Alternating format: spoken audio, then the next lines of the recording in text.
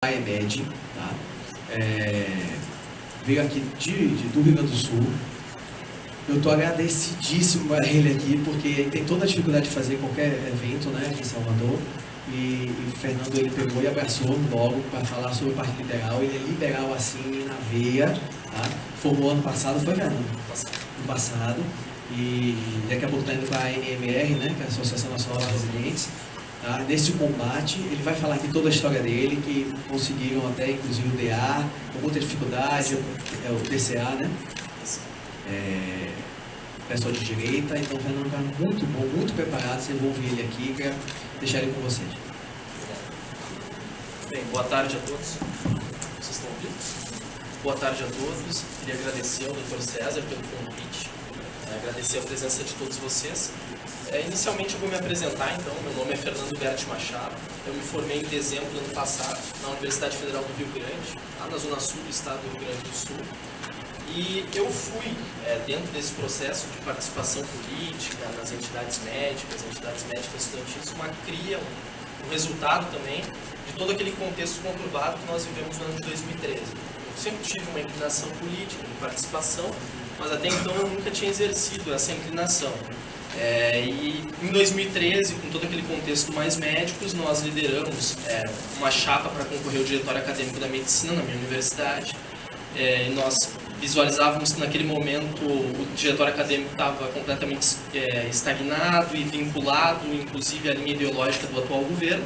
Nós vencemos a eleição com uma certa folga, lideramos as manifestações que foram a segunda...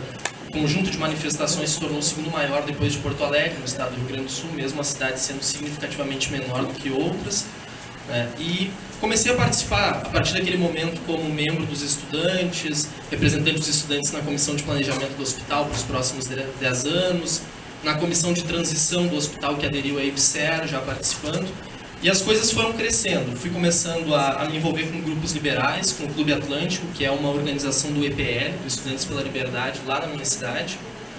Fui convidado a liderar uma chapa como candidato a presidente dessa chapa para o Diretório Central dos Estudantes da Universidade.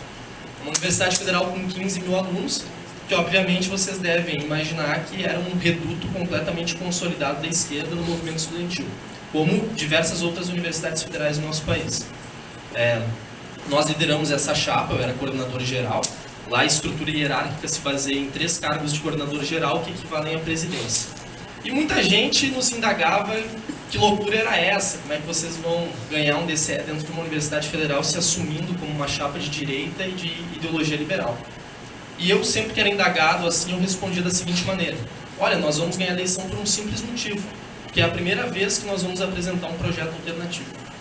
Até então, as eleições eram marcadas por chapas de esquerda radical e esquerda moderada. E grande parte dos estudantes nem sequer iam votar justamente por isso, porque não se identificavam com aquele processo. Nós conseguimos, claro que duramente, isso envolveu muito interesse partidário da parte deles, muito dinheiro de partido nas eleições, mas nós conseguimos sensibilizar grande parte desses estudantes que não votavam. Eles votaram e nós vencemos a eleição com 65% dos votos na universidade. Na medicina nós fizemos 78% dos votos. E foi a primeira gestão liberal, primeira gestão de direita. Hoje já está na 3ª gestão na nossa universidade. Nós tivemos uma sequência, uma sucessão. E foi a segunda cidade do estado do Rio Grande do Sul que teve essa experiência. A primeira foi a Universidade Federal do Rio Grande do Sul, em Porto Alegre. Quem retirou a esquerda do poder lá foi Marcel Van Hatten, que hoje é deputado estadual no Rio Grande do Sul. Foi em 2004 a primeira vez. E depois disso, eu me envolvi mais profundamente ainda com os temas liberais, conheci pessoas de diferentes estados da medicina, Vinícius no Espírito Santo, diversos outros, e eles me convidaram para participar da fundação da Associação dos Estudantes de Medicina do Brasil, da EMED-BR, que sempre foi uma proposta nossa desde 2013, existe uma contraposição à DENEM. Porque historicamente a DENEM sempre foi vinculada a uma ideologia de esquerda, especialmente ao partido que hoje se encontra no poder. Tanto é que Alexandre Padilha, Mozart Salles, Felipe Proenço, Vinícius Ximenes, todos os idealizadores do programa Mais Médicos saíram da DENEM. Nós criamos essa entidade sempre colocando como objetivo fundamental o interesse do estudante de medicina. Independentemente da orientação ideológica, da linha partidária, todos nós temos uma opção. Votamos em candidatos na última eleição, vamos votar na próxima, mas o que importa nesses locais, nessas entidades médicas, é corresponder às demandas dos seus representados. Objetivamente, o que é interesse do estudante de medicina é o interesse da EMED. Nós não somos vinculados a partidos e a ideologias. Temos nossas preferências pessoais, mas isso não é levado para dentro das entidades. Então, essa é a minha apresentação. Me foi dada a missão de falar sobre a influência do sistema de saúde na formação do médico. Alguns slides até mesmo são iguais. Aquele da comparação do sistema de saúde do Canadá com a Alemanha é igual. Porque eu acredito, no fim, nós vamos poder falar sobre qual é o resultado de todas as anormalidades do Sistema Único de Saúde na formação do médico brasileiro. Mas antes disso, nós temos que contextualizar o porquê que essa formação desvirtuada, seja do ponto de vista técnico, seja pela doutrinação sofrida ao longo da universidade, ela é feita. Então, vamos começar da seguinte maneira. O Sistema Único de Saúde, bom, previsto na Constituição de 88, a chamada Constituição Cidadã, né, mas acho que hoje nós já podemos ter a clara ideia de que muito do que se estabelece como direito nessa Constituição hoje apenas é tinta em papel e plenamente inexequível. Prega que o sistema único deve ser universal e gratuito. Aí vem a primeira falácia já. Não é um sistema gratuito. No senso comum da grande maioria dos brasileiros, inclusive desses setores que eu mencionei ontem, eles bradam pela manutenção do sistema gratuito. Nós pagamos e pagamos muito caro pelo Sistema Único de Saúde. Ele não é nada gratuito. Na universidade mesmo, quando eu estava à frente do DCE, nós tivemos também uma experiência em relação às universidades federais. Também é um debate que ocorre muito fortemente, que as universidades não são gratuitas. E no aniversário da nossa universidade, nós lançamos uma postagem que indignou a administração central da reitoria, que dizia: parabéns FURG pelos seus 50 anos, universidade pública de qualidade, mas nada gratuita. E isso indignou a eles, mas obviamente faz parte do processo. Hoje, no ano de 2016, nós temos um sistema completamente caótico, com pequenas ilhas de excelência no Brasil. Mas mesmo nessas ilhas de excelência, nós vemos que a estrutura organizacional e administrativa é diferenciada em relação àquilo que se prega como geral para o Sistema Único de Saúde. Uma dessas ilhas de excelência é o Hospital de Clínicas de Porto Alegre, por exemplo. Mas por que ele é uma ilha de excelência? Ele tem uma estrutura diferente, administrativa, e tem uma injeção de recursos que é muito alta. Se você for comparar o recurso que é destinado ao HCPA em relação leito-habitante com outros hospitais, é cerca de 10 vezes maior. Por uma questão de força e de influência política. Então, ao longo dessa discussão, nós sempre acabamos naquela questão de que o grande problema do SUS se baseia em dois fatores, no binômio: gestão e financiamento / corrupção. Logicamente que esses são dois problemas muito significativos.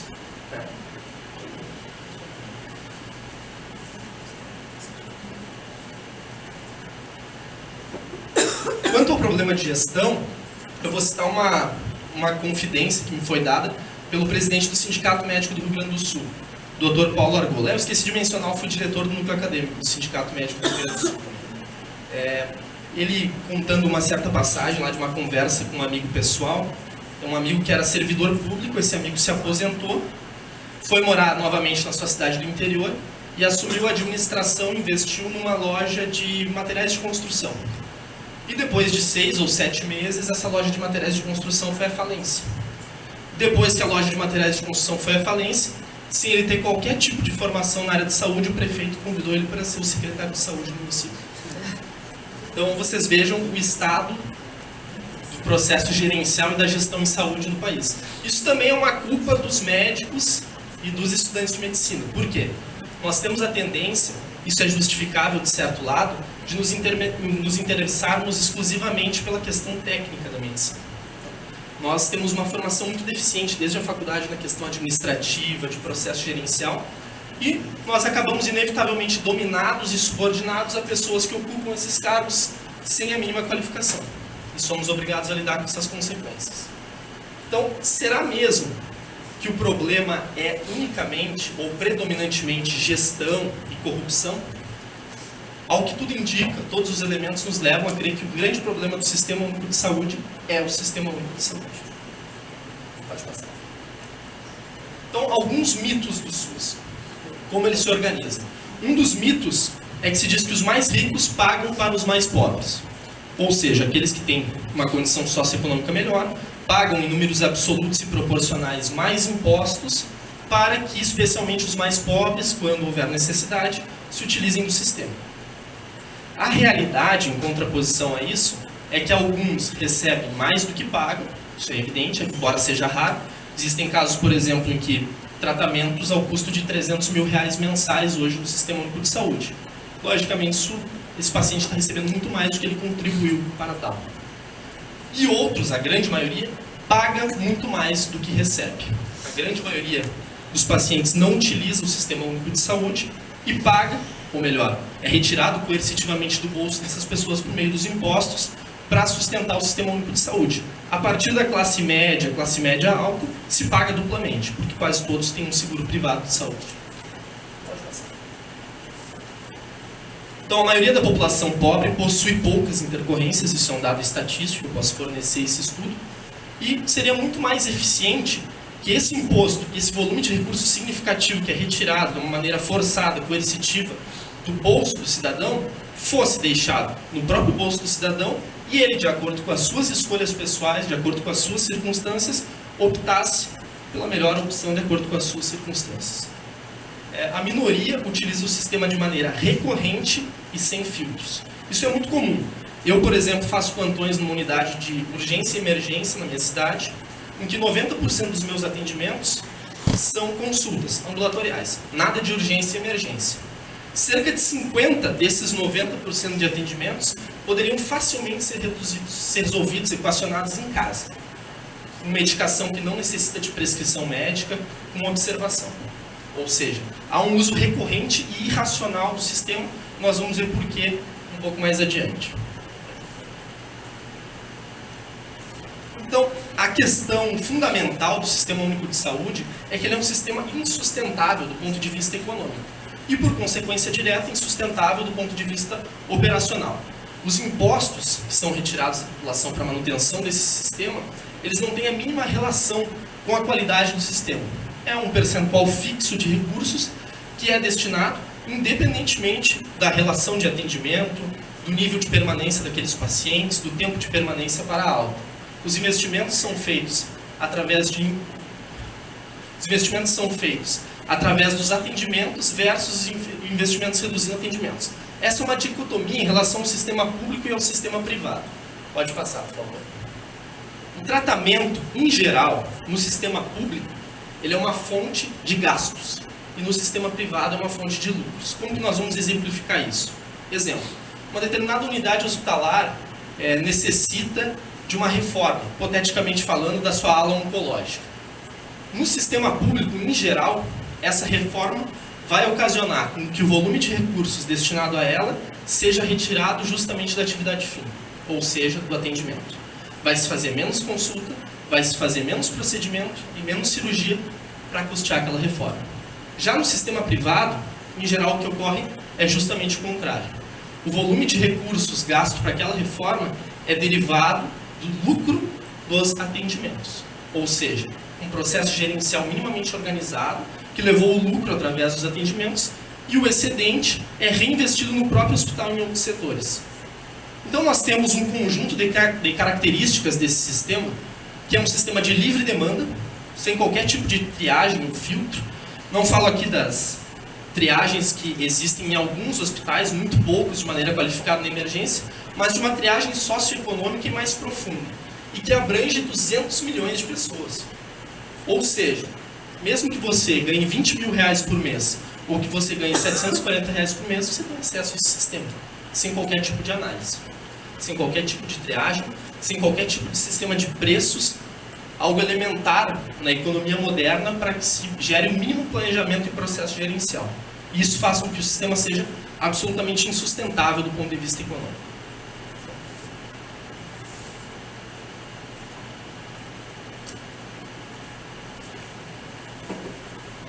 Isso gera, como nós já dissemos, o uso irracional do sistema.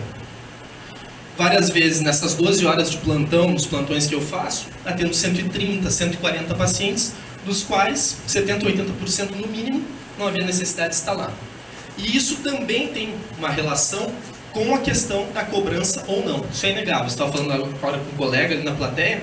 que mesmo nós aqui, que podemos nos considerar diferenciados do ponto de vista cultural em relação à média da população brasileira, tenho certeza que se nós fôssemos, não sei se somos, usuários recorrentes do Sistema Único de Saúde, ao não ser exigido um pagamento no ato presencial, nós utilizamos, mesmo que inconscientemente, de maneira irracional, esse sistema.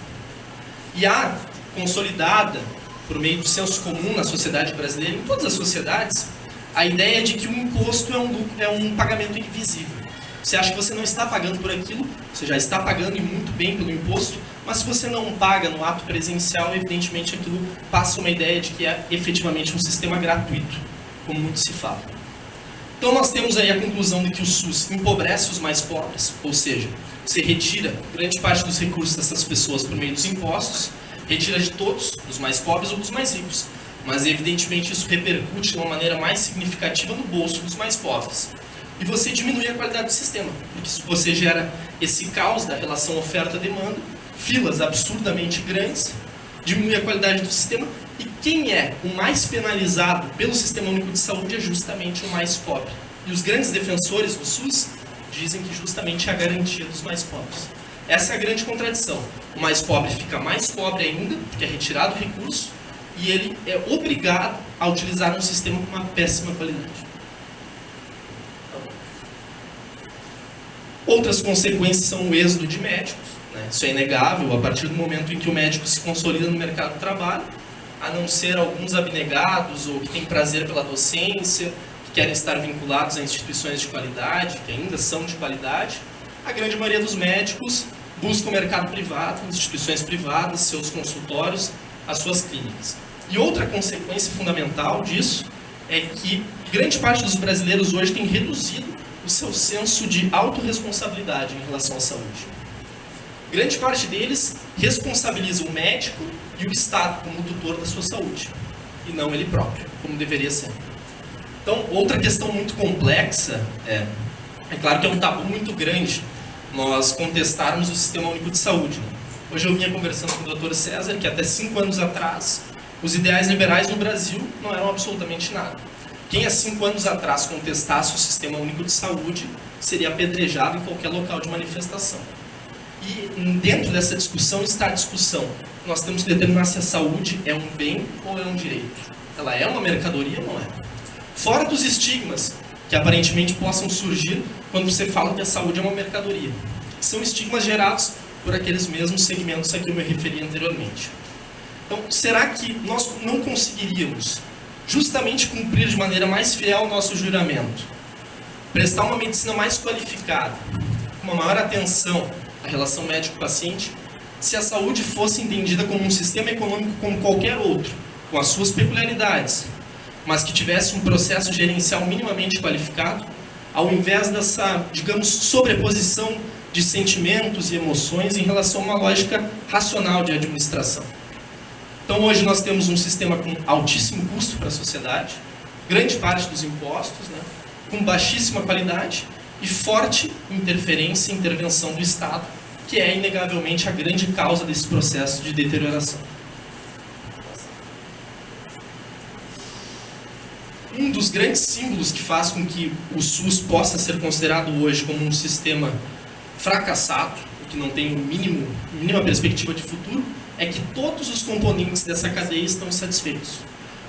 É muito difícil que você encontre um médico que defenda o Sistema Único de Saúde, que acredite que ele preste uma saúde de qualidade. Um enfermeiro, qualquer outro profissional de saúde, um gestor de plano de saúde, a grande maioria está em uma situação econômica dificílima, e até mesmo os gestores governamentais. Apesar de que, no que se refere a isso, o Sistema Único ainda continua sendo um capital político muito importante de domínio e até mesmo de vantagens econômicas. O governo, ele não se contenta, o Estado, apenas com a regulação do sistema estatal. Se você tem um sistema estatal, um Sistema Único de Saúde, que com toda certeza, e isso até mesmo aos olhos do governo é algo óbvio, apesar de que se declare o contrário, tem uma péssima qualidade, se oferece péssimas condições de trabalho aos seus profissionais, péssimos salários, e você permite que o sistema privado seja um sistema oxigenado, com livre concorrência, com competição, com várias empresas oferecendo melhores serviços a um custo mais baixo. Qual vai ser a primeira consequência disso tudo? O sistema público vai desmoronar. Vai ocorrer uma migração significativa de profissionais do sistema público para o sistema privado, inclusive aqueles que ainda permanecem pela questão da estabilidade, de um salário minimamente razoável, e que não encontram ainda o sistema privado tão bem consolidado a ponto de tomar essa decisão. E vai existir uma migração até mesmo de pacientes com um nível econômico como classe média baixa, que vai ter condições de pagar um plano de saúde que vai ser um pouco mais barato do que é hoje, por uma qualidade melhor. E você perde o capital político e de domínio do sistema com o governo. Então o governo tem um claro interesse, isso não é ocasional. Isso é um interesse proposital do governo de manutenção do status quo de um sistema engessado do ponto de vista privado. A ANS, por exemplo, se vocês tiverem a oportunidade de consultar o índice de regulação da ANS, são os pré-requisitos para abrir uma operadora de saúde. São mais de 1000 páginas. É quase que inexequível, quase impossível você abrir uma operadora de saúde no Brasil. E isso, evidentemente, é proposital. Capitalismo de laços, capitalismo de compadrio, que a gente vê hoje na Operação Lava Jato, no caso das empreiteiras. O governo promove a manutenção do monopólio para algumas poucas empresas, e em troca disso as empresas têm o cenário ideal, os maus empresários. Você não tem competição, você oferece um péssimo serviço a um custo alto. E as duas partes estão satisfeitas. É uma relação de benefício mútuo. A exemplo do que ocorreu, por exemplo, na telefonia. Muitas vezes a gente vê certos setores dizendo que a privatização das telecomunicações no Brasil foi um sucesso. Olha, é evidente que é um cenário muito melhor do que se nós tivéssemos só a presença do Estado, mas na verdade foi um fracasso. Se você comparar com o Canadá, por exemplo, estou fugindo um pouco mais rapidamente. Se você comparar com o Canadá, por exemplo, o Canadá tem uma população infinitamente menor que a do Brasil, tem 20 operadoras de telefonia. No Brasil, mais uma vez se repetiu aquilo que eu falei anteriormente. Hoje nós estamos dependentes de TIM, Vivo, Oi, mais uma ou duas. Sendo que normalmente essas são donas da NET, donas da GVT e assim por diante. Ou seja, mais uma vez esse capitalismo de compadrio. Benefício mútuo entre Estado e maus empresários. Então, as alternativas para todo esse processo. Evidentemente, existem certos gargalos do ponto de vista jurídico e constitucional no Brasil. O SUS é muito bem calçado do ponto de vista constitucional, do ponto de vista legal. Mas a primeira das alternativas, e mais possível do ponto de vista jurídico, embora seja uma articulação política difícil, é a desregulamentação do setor privado. Justamente para gerar essa oxigenação, permitir mais empresas operarem na saúde suplementar, oferecendo um serviço melhor por um custo mais baixo. O que, logicamente, induziria o SUS, mesmo que por via indireta, a melhorar os seus serviços. Redução da carga tributária, especialmente no caso da saúde, na contramão da retomada da CPMF que é pregada pelo atual governo. Discutir, e isso é impossível do ponto de vista constitucional, é uma utopia, discutir uma cobrança, mesmo que módica, para a utilização do serviço do Sistema Único de Saúde, e o foco nas escolhas individuais. O grande objetivo do capitalismo não é o lucro, o grande objetivo do capitalismo é satisfazer os clientes. Se você atinge a satisfação do cliente, você vai lucrar por via indireta. E na saúde é a mesma coisa. Você tem que fazer com que as pessoas optem pelo plano de saúde, pela opção de saúde, que melhor é conveniente a elas, de acordo com as suas circunstâncias pessoais, com seus problemas de saúde, com o seu projeto de vida. Então aí o mesmo slide. Vou falar só sobre 3 sistemas de saúde rapidamente, né? Canadá, Alemanha, inicialmente. A diferença fundamental entre eles, vou passar de maneira genérica, já que o Dr. César já falou. A diferença fundamental é que, no caso do Canadá, um pagador único, né, que é o Estado. No caso da Alemanha, se permite essa competição. A Alemanha permite a competição entre seguradoras de saúde e você contrata o plano das seguradoras de saúde. Só com essa alteração já se vê uma diferença significativa nos resultados.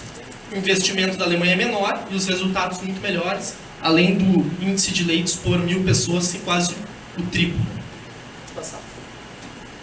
Então, o Canadá, o pagador único, que é o Estado, e os hospitais e fornecedores são privados. Já é uma mudança qualitativa significativa em relação ao Brasil. Na Alemanha já temos um sistema misto, né, em que existem as seguradoras de saúde, uma grande gama de seguradoras de saúde competindo pelos clientes, oferecendo esses serviços a um preço mais baixo, poucos casos de fornecimento exclusivo do governo, e o grande sucesso se dá justamente por esses pilares. Livre escolha, ou seja, de acordo com as suas circunstâncias, você vai escolher a seguradora A, B ou C, que você julga melhor com relação custo-benefício, competição entre as seguradoras e contribuição individual. E aí o grande caso de sucesso, ou de maior sucesso até hoje registrado, eleito pela OMS desde o ano de 2010 até hoje como o melhor sistema de saúde do mundo, a Holanda. A partir de 2006, a Holanda extinguiu completamente o sistema público de saúde e colocou como obrigatoriedade que todo cidadão holandês adquira um plano de saúde. Existe uma concorrência ainda maior entre seguradoras, eles permitem isso. A administração é totalmente privada, uma concorrência muito grande entre seguradoras, cada um opta pela sua seguradora, e no caso eventual de um cidadão que não possua capacidade socioeconômica de contratar uma seguradora, existem parâmetros para isso, o governo contrata essa seguradora de preferência do cidadão por meio de vouchers. Até hoje, é o sistema que temos como mais eficiente no mundo. Pode passar, por favor. E aí vem o resultado disso tudo. Nós somos formados dentro de todo esse processo e desse sistema completamente anormal. Tanto nas universidades públicas quanto privadas, grande parte da nossa formação está dentro do Sistema Único de Saúde. E nós somos formados, essa é a frase típica de um aluno médio de medicina, ao fim do curso. O SUS é uma conquista da sociedade brasileira e da Constituição Cidadã, que deve ser preservada e ampliada, custe o que custar. Ou seja, o aluno de medicina, ele é pior formado do ponto de vista técnico. Vejam bem, hoje, a grande média das instituições, a média das instituições de ensino do Brasil ainda formam os médicos de maneira qualificada. Muito mais por um heroísmo dos docentes e dos próprios alunos. Mas, inegavelmente, a qualidade da formação do médico tem caído de maneira substancial ao longo dos últimos anos. Por quê? Nós somos treinados, devido a todas essas anormalidades do Sistema Único de Saúde, nós somos treinados a atender e fazer uma anamnese e exame físico no paciente em 5 ou 10 minutos. Nós somos, literalmente, coloquialmente, tocadores de fichas. Nós não estamos ali para aprender, assim como o docente não está mais ali para ensinar. Está para tocar uma demanda. E isso tudo é resultado dessa anormalidade administrativa do Sistema Único de Saúde. E além disso, nós somos doutrinados, em especial para alguns segmentos dentro da academia médica, a pensar que o SUS realmente é uma grande conquista da sociedade e, pasmem, até mesmo da medicina. Aí o aluno de medicina se forma e cai no mercado de trabalho. Qual é a realidade que ele se depara? A outra frase, o sistema é relativamente novo, isso é muito comum. Então, ao longo dos anos, as conquistas vão ser alcançadas e teremos um sistema muito melhor. Isso é algo costumeiro e, evidentemente, a tendência é só piorar. O aluno cai no mercado de trabalho e se depara com essa situação. O médico brasileiro no SUS, condições aviltantes de trabalho, praticamente não existem condições de alimentação, de dormitório, salários baixos, altíssimo volume de atendimentos, péssima infraestrutura de equipamentos, de insumos, pressão alta de gestores e de pacientes, o médico no meio disso tudo, e um culto ao Estado como se o Estado fosse composto por seres angelicais que vão resolver o problema da população e o problema da medicina no que se refere à saúde. E uma contraposição à livre iniciativa, à livre organização e ao liberalismo. Eu vou aproveitar o fim da palestra para tocar nesse ponto. Acho que esse ponto é um ponto que merece ser tocado e é uma reivindicação da Associação dos Estudantes de Medicina do Brasil e diz respeito a muito do que nós estamos falando aqui. A que ponto pode chegar a intervenção estatal e a sobreposição de critérios políticos a uma busca por uma formação médica de qualidade. Recentemente, o Conselho Regional de Medicina do Estado de São Paulo desencadeou aí uma campanha, principalmente em relação a outros CRMs de outros estados, para convencer esses CRMs a replicarem o exame do CREMESP nos seus estados. Logicamente, nem vamos entrar no mérito técnico desse exame, de que a avaliação seriada é muito mais eficiente no âmbito da medicina, de que o critério punitivo é muito mais eficiente quando se aplica para a universidade, para a faculdade e não para o aluno.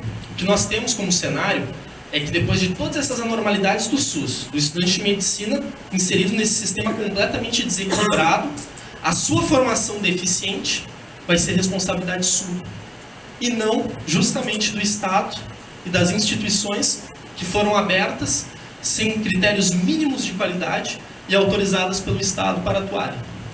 E nos bastidores já se sabe que a justificativa do governo brasileiro é justamente que esse exame, se replicado em outros estados, se ganhando força política, seja transformado em lei, assim como o exame da Ordem dos Advogados do Brasil, que os médicos que não atingirem um determinado desempenho sejam impedidos de entrar no mercado de trabalho.